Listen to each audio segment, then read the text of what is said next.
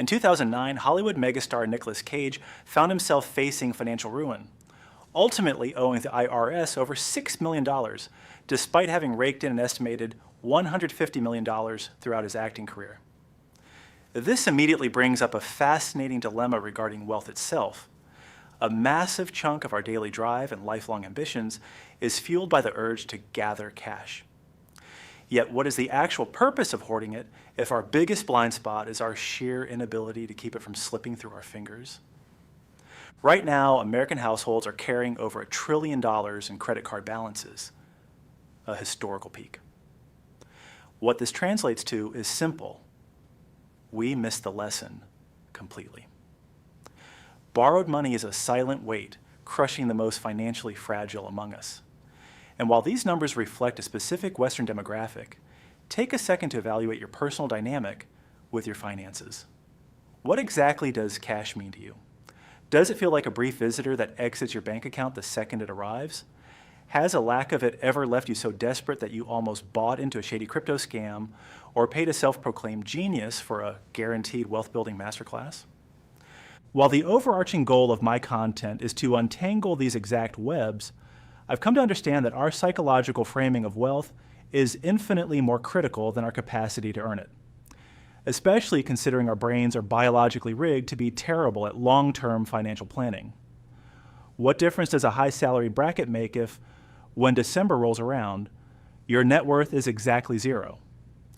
Where are the wires getting crossed? We need to crack this code and, more importantly, construct a healthier paradigm for viewing our finances. A paradigm that is a staple in financial literacy circles, but practically invisible in our standard school systems. What is money? Let me ask you, what is cash fundamentally? When you swipe your card for a coffee, or when your employer deposits your biweekly paycheck, what is the actual meaning behind those digits? Economists will quickly define it as a medium of exchange, a standardized tool that greases the wheels of commerce so people can trade goods. But I argue that this barely scratches the surface of its true nature. A far more accurate lens is to view cash as a physical manifestation of value. You surrender a specific portion of your funds for a product because you believe the utility of that product matches the digits you just gave up. Naturally, the overarching market dictates the exact price tag, not you alone. But zoom in on this fundamental truth. Currency equals value. Why does this perspective shift matter so much? Because we have a nasty habit of attaching moral weight to paper and coins. We've all heard the old proverb, money is the root of all evil. We spot a billionaire, and our immediate reflex is, they got a lucky break. Who did they have to crush to climb that high? Whose pocket did they pick to fill their own? Almost no one pauses to ask, what massive problem did they solve to accumulate that level of compensation? Grasping the concept that cash is merely a byproduct of provided value is the quickest way to realize that wealth isn't inherently sinister, and holding it doesn't make someone a villain. Absolutely, con artists exist who will manipulate you into buying worthless garbage, but that is a reflection of their rotten ethics, not the currency itself. Wealth simply amplifies your freedom and removes barriers. The exact path you walk with that newfound freedom is entirely dictated by your own internal compass. Production versus consumption. All right, so currency is just a mirror of value. What next? How does this philosophical shift help the single parent drowning in overdraft fees or the young professional suffocating under auto loans? Merely whispering value equals wealth pays exactly zero bills. It might reframe your mindset, but where is the practical application? To get there, I have another prompt for you. How would you define your financial metabolism? Capital will flow toward you, and it will flow away from you. We typically label this dynamic as income and expenditures, but a much more functional framework, and one I heavily prefer, is viewing it as your production versus your consumption. Generally speaking, funds enter your orbit because you generated some measurable value, which, for the vast majority of society, translates to clocking in at a job. Conversely, funds evaporate when you absorb something: a streaming subscription, a lease on a sedan, a mortgage. In a very real sense, A person's net worth is simply the ultimate scoreboard of how their production stacks up against their consumption over time. Now, rewind to the debt statistics from the beginning of this essay. Which side of that equation is causing the modern crisis? Turn the spotlight on yourself for a minute. Visualize all the wages you've ever earned. What percentage of that historical total is currently sitting in your checking account or growing in an index fund? And which half of your personal equation is bleeding out? The reality is probably both. But for 99% of people, the catastrophic failure is happening on the consumption end. Consider the recent Lending Club data revealing that over 60% of U.S. consumers currently live from one paycheck to the next. Even more staggering, of those pulling in over $100,000 annually, roughly half of them are stuck in the exact same paycheck-to-paycheck cycle. You could easily make the case that high earners simply want to earn more. But when your take-home pay completely eclipses the national average and covers baseline survival with ease, yet you still manage to drain your accounts to zero every 30 days, the diagnosis is clear. Your consumption habits are fatally flawed, and fixing your income won't cure the disease. As every bankrupt A-list actor proves, a massive production engine is utterly useless if your consumption engine is running out of control. The real rat race, a grueling, inescapable loop of futile effort. Gurus love to weaponize this term, pointing directly at your standard 9-to-5 corporate gig. It's a manipulative marketing tactic designed to make you feel pathetic so you'll instantly buy their secret escape blueprint. But this is wildly deceptive. It unfairly demonizes honest labor and completely ignores the massive demographic of people who genuinely enjoy their careers or who view their day job as a perfectly fine foundation for outside hobbies. The actual rat race is a terrifying reality of balancing on a financial tightrope, the perpetual panic of being a single missed shift away from total ruin. It's the suffocating sensation that your paycheck is spoken for before it even clears. And the older you get and the more liabilities you sign for, the deadlier this tightrope becomes. A sudden corporate layoff, a random medical emergency, or a broken transmission can immediately trigger a catastrophic financial collapse. Think about the psychological toll of existing in that state of fragility. Your employment is no longer a choice you make, but a mandatory prison sentence required just to keep the lights on and the creditors at bay. To borrow a brilliant line from Will Rogers, too many people spend money they haven't earned, to buy things they don't want, to impress people that they don't like. Taking control of consumption. So what's the escape route? You don't have to stay on the tightrope. The foundational leap in wealth management requires forcing yourself to look at the ugly truth of your spending. This means tracking every single outflow for a month and tossing them into buckets. Rent, gas, groceries, Wi-Fi, nights out.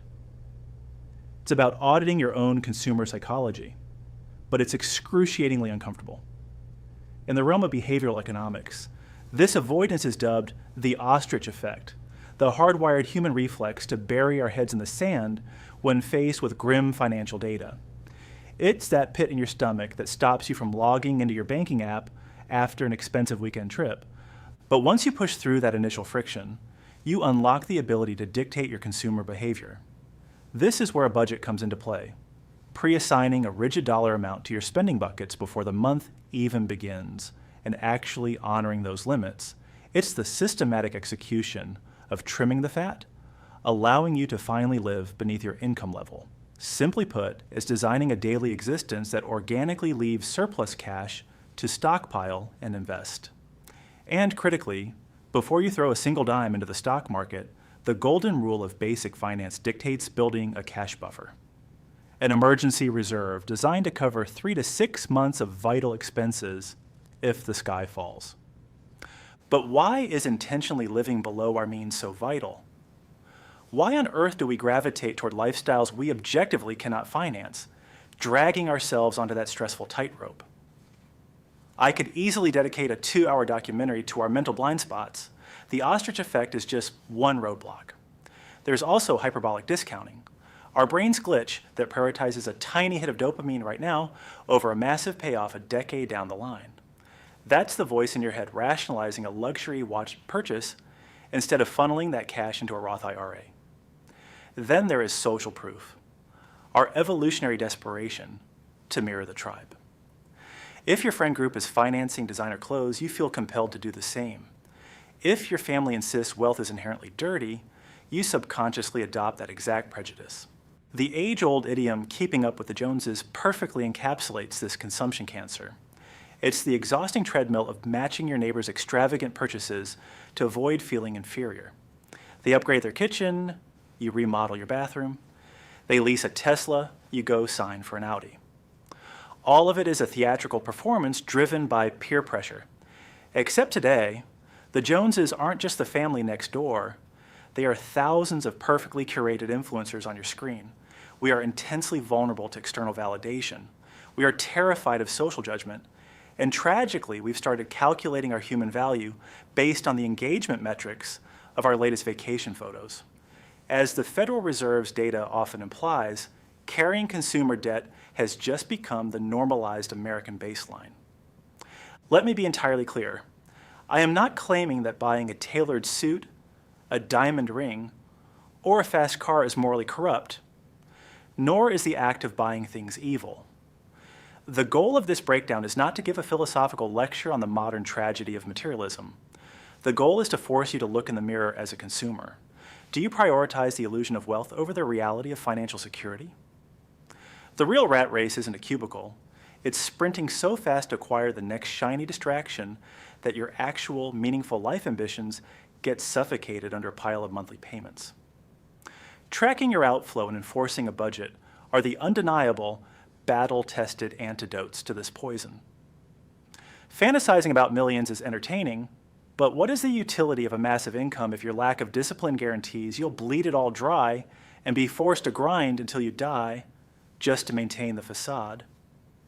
That is the real rat race. Producing at scale.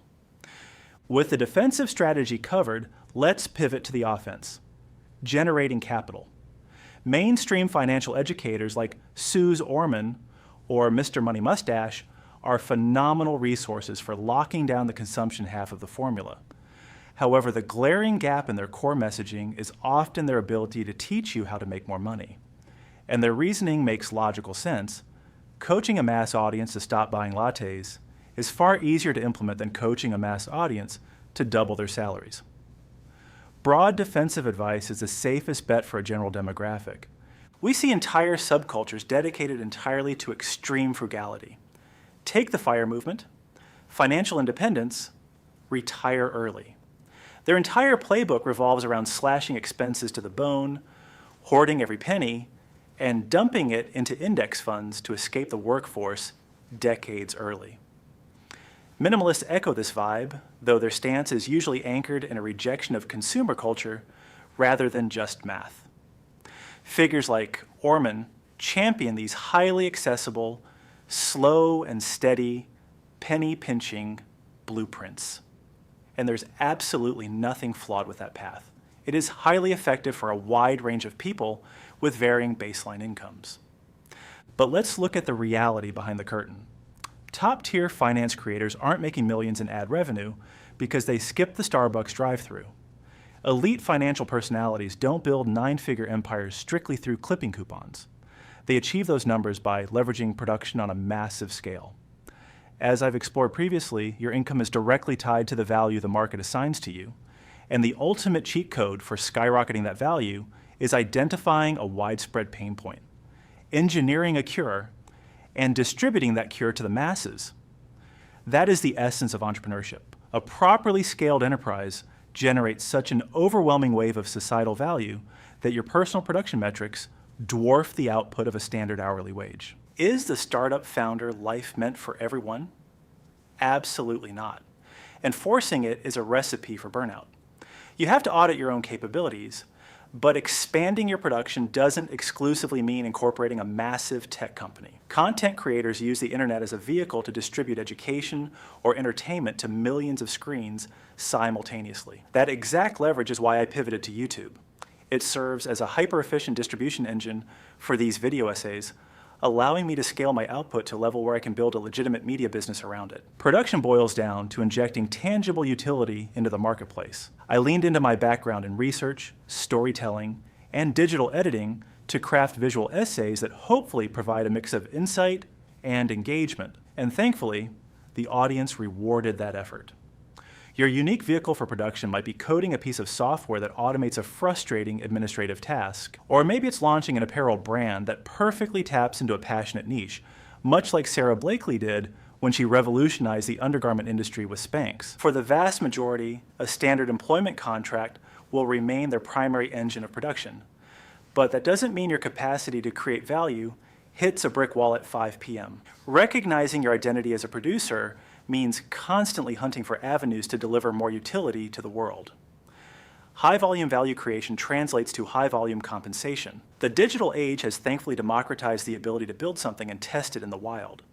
But the only way to find out if the market actually values your creation is to hit publish and find out. Conclusion. Let's bring it all together. Your first mission is to analyze your habits as a consumer. Map out exactly where your cash is bleeding by auditing your history, and then deploy a strict budget to stop the hemorrhage. Once the defense is set, your production becomes a game of optimizing the scale of value you can deliver to the world, whether that's climbing the ranks in your career, launching a side hustle, or building an enterprise. This mental shift completely rewired my own trajectory, just as it has for countless individuals serious about building lasting wealth.